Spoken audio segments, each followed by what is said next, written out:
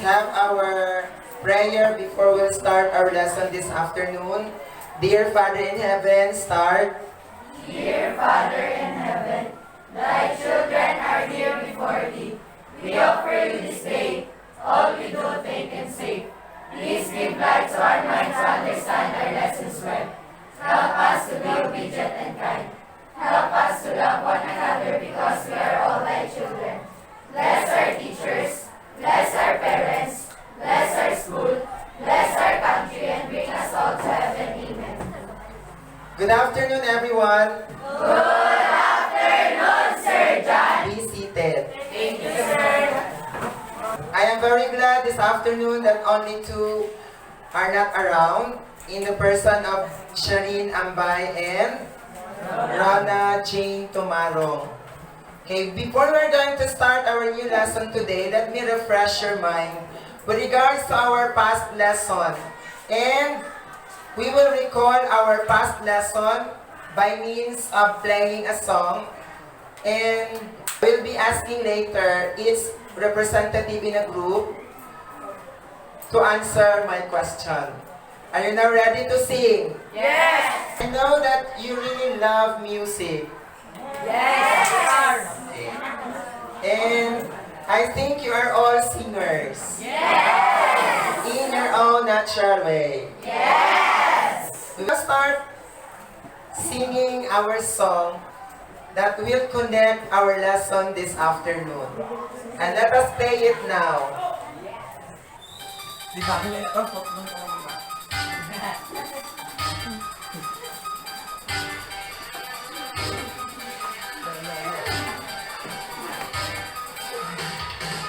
are so many different types of ways. So here's our little song to show him all. Listen to us, and you know you'll learn. I don't know how, but we can do the night. To a body the speed of light. Just one look and that's visible light. One more look and they gone outside. Oh, gamma X-ray, UV visible light, infrared, microwaves and radio. Gamma shortest, up to radio. My, frequency decreases as we go down spectrum. Energy levels less than. Why, couldn't that be simpler? Mamma mia. Now I really know my ways are just going to be. Okay, very good, very good. You sang it very well. Let's clap our hands. You sang it very well. And our song was all about what?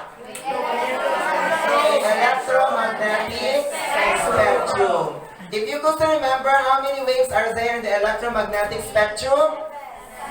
We have 7. Everybody enumerate it from the longest wavelength to the shortest wavelength. Let's start from number 1.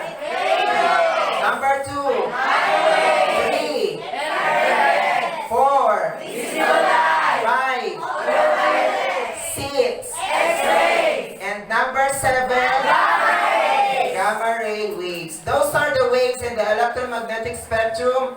And these 7 waves travels at the same speed. What's the speed of the wave? Of the light wave?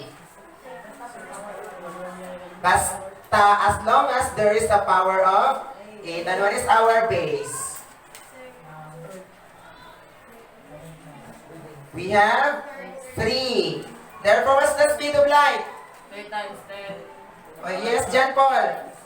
3 times 10 to the power of 8. What's the unit?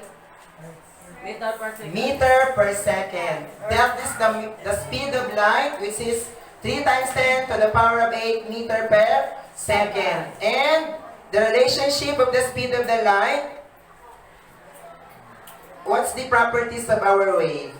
We have 3 properties. One is frequency, Wavelength. wavelength, and speed. Those are the three properties of the wave we're in.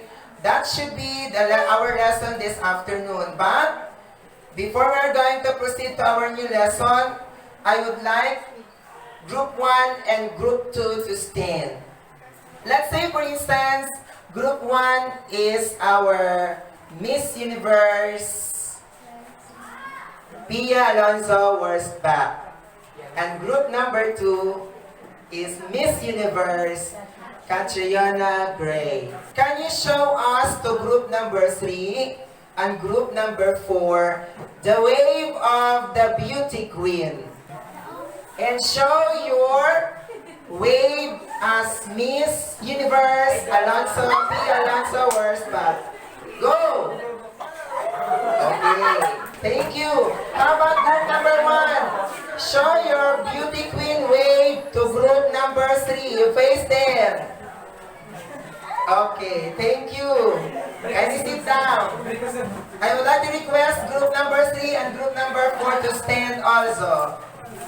This time, consider yourselves as the sons and daughters of your mother who will be going to abroad, and she will be leaving you to abroad. How are you going to show your wave to your mother before she will go to abroad? Everybody, let's do it all together. Group number 3 and group number 4. Show us your wave as if your mother is leaving you. Go! Okay, thank you. You will now see it. Anyway, the wave of a beauty queen and the wave of those sons and daughters that their parents are leaving them for abroad, or their mother is leaving them for abroad, is quite similar to the beauty queen wave. This would be the wave of a beauty queen, right? Yeah. Miss Alonso Worsbach and Catriona Gray did this one during the coronation of the Miss Universe. Take note, our wave is like this. The wave is from side to side. The wave is side to side. And what kind of wave is that? That is longitudinal wave. And the other wave is, you did this one a while ago. Or it could be like this. The wave like this is also longitudinal. But the wave like this, saying bye-bye to your loved ones, the direction of the wave is up and down. So what kind of wave is that? That is transverse wave. And these waves are traveling at a constant speed of 3 times 10 to the power of 8 meters per second. If we are going to associate this one to the 7 waves in the electromagnetic spectrum. As what I have mentioned earlier, that we have 3 properties of the wave: the speed, the frequency, and the wavelength. Our lesson this afternoon has something to do with the 3 properties of the wave, which are the frequency, the wavelength, and the speed. But before we're going to proceed with our lesson this afternoon, we have 3 objectives, or we have objectives to be attained this afternoon. Number 1, everybody read. Start. Arrange the waves in the electromagnetic spectrum from longest wavelength to shortest wavelength. Number 2. List the colors of visible light waves from lowest frequency to highest frequency. Number 3. Draw and label the parts of the wave. And number 4. Calculate problem involving speed of the wave, wavelength, and period of the wave. Okay, thank you so much. But before I'm going to give you the materials to be used on your group activity this afternoon, let me remind everyone that in rating you right after the activity is to be done, we have rubrics on how you are rated later. And we have rubrics or criteria. We have 3 or 4 criteria. Everybody read. Number 1, start. Preparation, 15%. Achievement of objectives, 35%. Imagination and creativity, 30%. Presentation, 20%. The total of 100%. Okay. Are you now ready for our activity this afternoon? Yes. Okay. Group number 1, representative 2, 3, and 4, come forward. 1, group number 2, group number 3, and group number 4. And kindly open the Manila paper. Are you now ready to start? Group 1, 2, and 3, and 4, are you ready to start? Yes. Okay, each group is only given 5 minutes to do the activity. You may now start and go.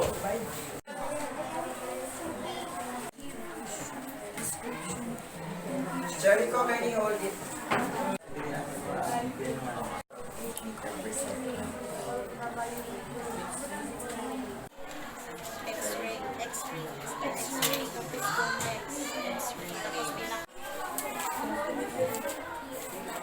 Before the reporter will start the reporting on your group, you may recite your short yell. Just a short yell. Okay, last 3 minutes.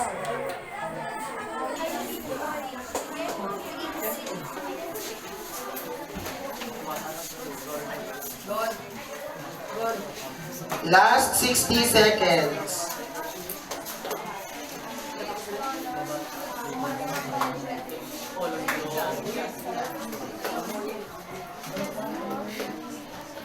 $50.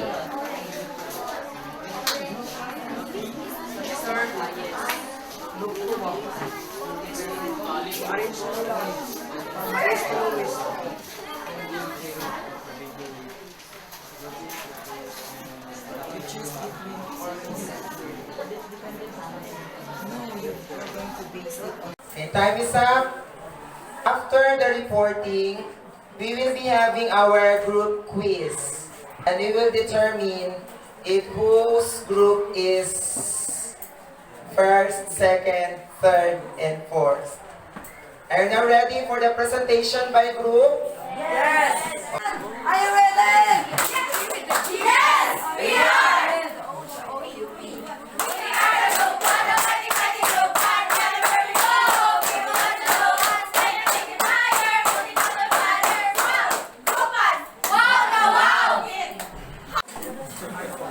Good afternoon, everyone. We are the reporter coming from Group 1. Now the frequency is 30 million. The answer is 3.33 seconds for that time. That's all. Thank you. Okay, thank you so much, group number 1. Let's now proceed to group number 2. We are one. We are one group two. We are one. We are one group two. Oy, oy, oy, oy, oy. A pleasant afternoon to all of us. I am Hazel Marish Anenario, And I am Niels Suriga. the reporter of Group 2. Arrange the wave in the electromagnetic from longest wavelength to shortest wavelength. First, the radio waves, microwaves, infrared waves, visible light waves, UV waves, X-ray waves, and gamma waves. Next is what portion of the electromagnetic spectrum that human eyes can detect and why. The portion of the electromagnetic spectrum that human eyes can detect is visible light because of the color of the rainbow. List of the colors of visible light from waves from lowest frequency to the highest frequency. First, the red. Second, orange, yellow, green, blue, indigo, and violet. Which color is more than energetic, orange or blue? Why? Blue because it is more energetic, has a highest wavelength than orange. That would be all. Thank you. Let's now proceed on group 3. Group 3, unsa man? Group 3, unsa good? Mabigat ta! Tara!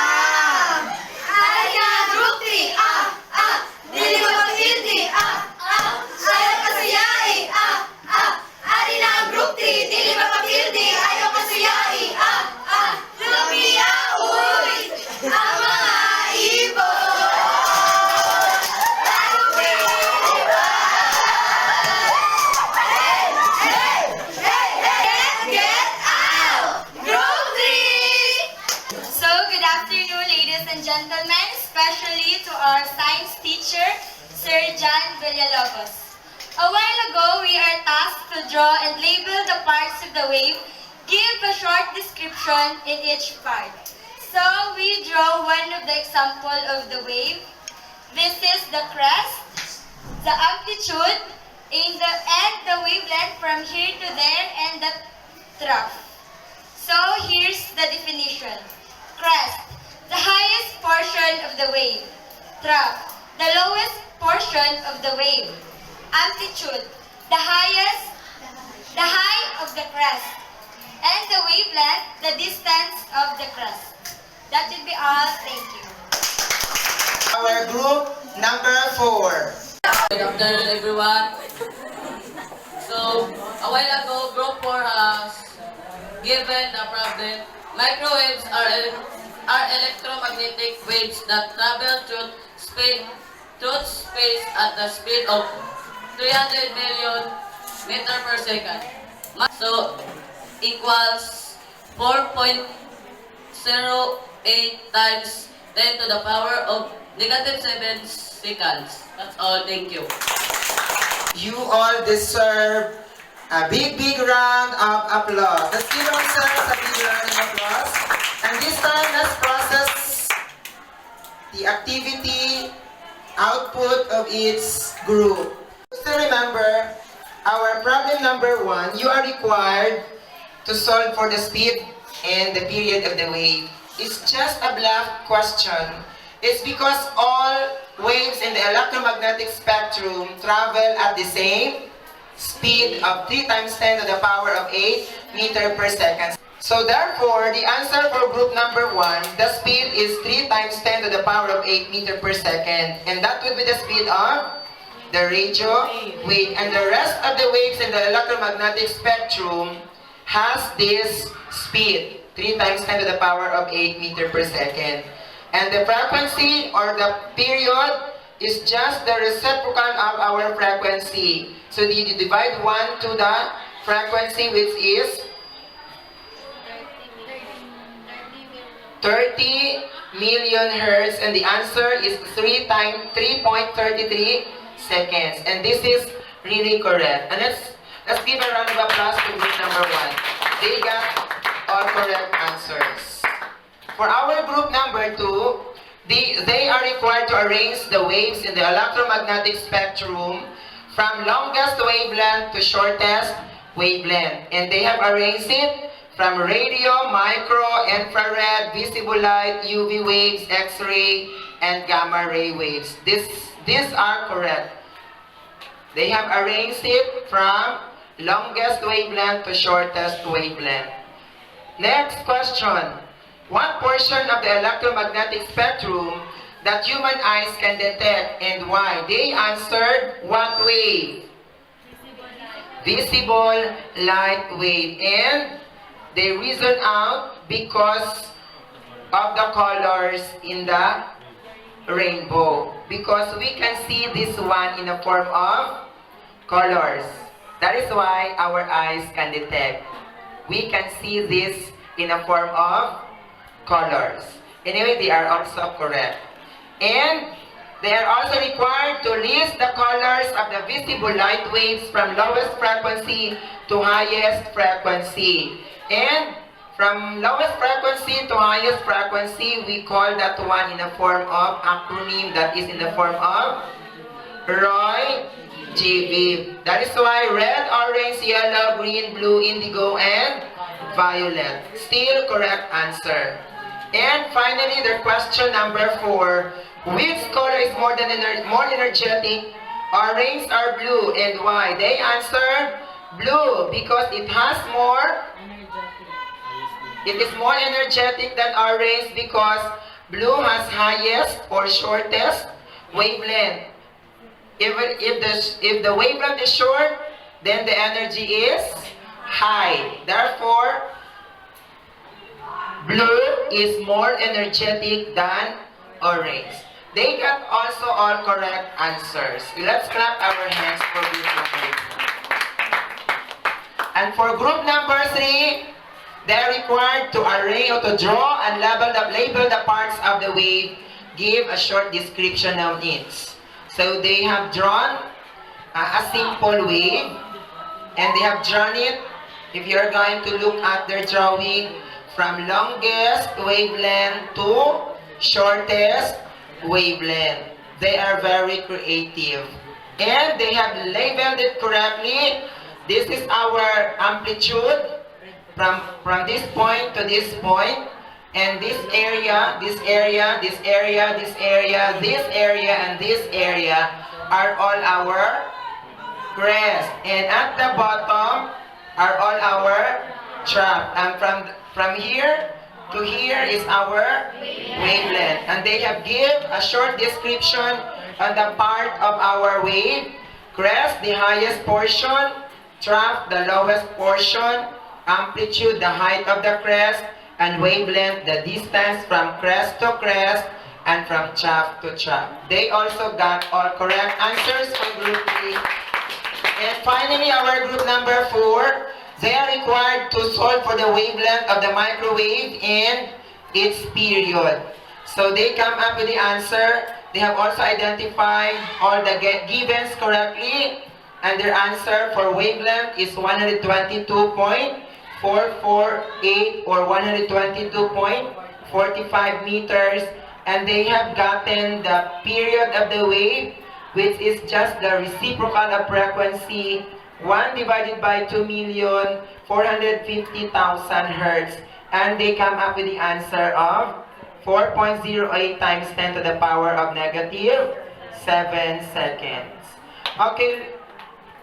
Group 4 also got all correct answers. Let's clap our hands for a job well done this afternoon.